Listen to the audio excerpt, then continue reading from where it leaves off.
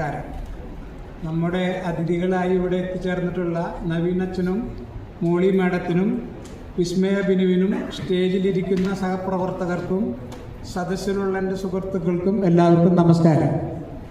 ഞാൻ എൻ്റെ ജീവിതത്തിൽ ആദ്യമായിട്ടാണ് ഇങ്ങനൊരു സ്റ്റേജിൽ ഒരു മൈക്കാരെ മുന്നിൽ പ്രസംഗിക്കുന്നത്. ഞാൻ തന്നെ ഇവിടെ ബോധം കെട്ട് വീഴുമെന്നുള്ളൊരു വിചാരത്തിലാണ് ഞാൻ ഇവിടെ നിൽക്കുന്നത്.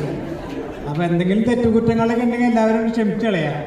ഇതിനു മുമ്പ് സ്റ്റേജിൻ്റെ പിന്നിൽ പല പ്രവർത്തനം നമ്മൾ നടത്തിയിട്ടുണ്ട്. പണ്ട് മഹാരാഷ്ട്ര മലയാളി അസോസിയേഷൻ അതിൻ്റെ ട്രഷററായിരുന്നു. ക്രിക്കറ്റ് മാച്ച് സംഘടിപ്പിച്ച അതിൻ്റെ അമ്പയറായിട്ട് ഞാൻ പ്രവർത്തിച്ചിട്ടുണ്ട്. ഫുട്ബോൾ മാച്ച് സംഘടിപ്പിച്ച അതിൻ്റെ റഫറിയായിട്ടും പ്രവർത്തിച്ചിട്ടുണ്ട്. പക്ഷെ ഇങ്ങനെ സ്റ്റേജിൽ ആദ്യമായിട്ടാണ്. ഇത് വളരെ യാദൃശ്യമായിട്ട് ഇങ്ങനെ ഒരു വാട്സപ്പ് കൂട്ടായ്മ നമ്മൾ തുടങ്ങിയതാണ്. അപ്പോൾ തുടങ്ങിക്കഴിഞ്ഞപ്പോൾ എല്ലാവർക്കും ഭയങ്കര സന്തോഷമായി. പഴയ ആൾക്കാരൊക്കെ ഒന്ന് കാണാനും എല്ലാ വിശേഷങ്ങളും അറിയാനും എല്ലാവർക്കും ഒരു ആകാംക്ഷയായി. പിന്നെ അതിനുപരി നമ്മൾ ഈ 2 കൊല്ലത്തിൻ്റെ ഇടയിൽ നമ്മുടെ സുഹൃത്തുക്കൾക്കായിട്ട് 1,75,000 രൂപയുടെ സഹായങ്ങൾ ചെയ്യാനുള്ളൊരു സന്ദർഭം കിട്ടി നമുക്ക്. അത് ഭയങ്കര ഒരു നല്ല കാര്യമായിട്ടാണ് തോന്നുന്നത്. പിന്നെ ഇതിനു മുമ്പ് ബിജു മേലടൂരിൻ്റെ മകൻ്റെ കമ്മ്യൂണിയന് ഞങ്ങൾ കുറച്ച് ആൾക്കാർ ഒത്തുകൂടിയിരുന്നു. പിന്നെ ഡേവിസ് ചാലക്കുടിയുടെ കുട്ടിയുടെ മാമോദീസയ്ക്ക് ഞങ്ങൾ ഒത്തുകൂടിയിരുന്നു. അന്നാണ് ഇങ്ങനൊരു പ്രോഗ്രാം നടത്തിയാലോ എന്നുള്ളൊരു ആലോചന എല്ലാവർക്കും വന്നത്. പക്ഷേ ഞാൻ എന്തൊരു കാര്യം പറഞ്ഞു കഴിഞ്ഞാലും ഈ ഗ്രൂപ്പിലുള്ള എല്ലാവരും ഫുൾ 100% നമുക്ക് സപ്പോർട്ട് ചെയ്തുകൊണ്ട് പ്രവാസികളുള്ള ആൾക്കാരുകൾ നമുക്ക് വളരെ സപ്പോർട്ടാണ്. സാമ്പത്തികമായും എല്ലാ നിലയ്ക്കും അവരെല്ലാവരും നമ്മളെ സപ്പോർട്ട് ചെയ്യുന്നതാണ്.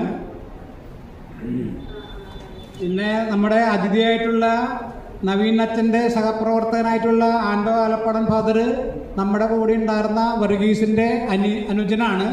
അത് നമ്മുടെ ഒരു ഭാഗ്യമായിട്ട് കരുതുന്നത് നമ്മൾ. പിന്നെ നമ്മുടെ കൂടെ ഉണ്ടായിരുന്ന സൈമൺ, ഷാജു, വർഗീസ്, ജോസ് വാൽപ്പാറ തുടങ്ങിയവർ നമ്മളെ വിട്ടുപിരിഞ്ഞെങ്കിലും അവരെക്കുറിച്ചുള്ള ഓർമ്മകൾ നമ്മൾ ഇപ്പോഴും കൊണ്ടു നടക്കുന്നുണ്ട്. നമ്മുടെ മനസ്സിലെപ്പോഴും ഇടയ്ക്ക് വരെ ടോക്ക് വരുമ്പോൾ അതിനെക്കുറിച്ച് സംസാരിക്കാറുണ്ട്. അവരെല്ലാവരും സ്മരിക്കുന്നു. പിന്നെ നമ്മുടെ മുഖ്യ അതിഥിയായി നമ്മൾ വന്നിട്ടുള്ള മോളി മാഡം, ഈ ഉദ്ഘാടനം കഴിഞ്ഞ് കഴിഞ്ഞാൽ മോളി മാഡം അല്ല, പിന്നെ മോളി ചേച്ചിയാണ്, അങ്ങനെ കരുതിയാൽ മതി. പിന്നെ നമ്മുടെ വിസ്മയക്കുട്ടി നമ്മുടെ അടുത്ത പരിപാടി സംഘടിപ്പിക്കുമ്പോൾ ഒരു IPL താരമായോ ഒരു ഇന്ത്യൻ താരമായോ വളർന്ന് കഴിയട്ടെ എന്ന് നമ്മൾ പ്രാർത്ഥിക്കുന്നു. ഈ പരിപാടിക്ക് മാത്രമായി ബോംബെയിൽ നിന്നും വന്നിട്ടുള്ള ബിജു, ജോബി, തോമസ്, ഫ്രാൻസിസ്, മോഹൻ ചേട്ടൻ, ചന്ദ്രാപൂരിൽ നിന്നും വന്നിട്ടുള്ള വർഗീസ്, എല്ലാവർക്കും എൻ്റെ പ്രത്യേക നമസ്കാരം. പിന്നെ പനവേലുള്ള നാരായണൻ ചേട്ട് നമ്മുടെ എന്ത് പരിപാടി ഉണ്ടായാലും ആൾ നമുക്ക് സാമ്പത്തികമായിട്ട് എല്ലാ സഹായങ്ങളും നമുക്ക് ചെയ്യാറുണ്ട്. ആൾക്ക് വരണമെന്ന് ആഗ്രഹം ഉണ്ടായിരുന്നു. പക്ഷെ ആളുടെ എന്തോ പേഴ്സണൽ പ്രോബ്ലം കൊണ്ട് ആൾ വരാൻ സാധിച്ചില്ല.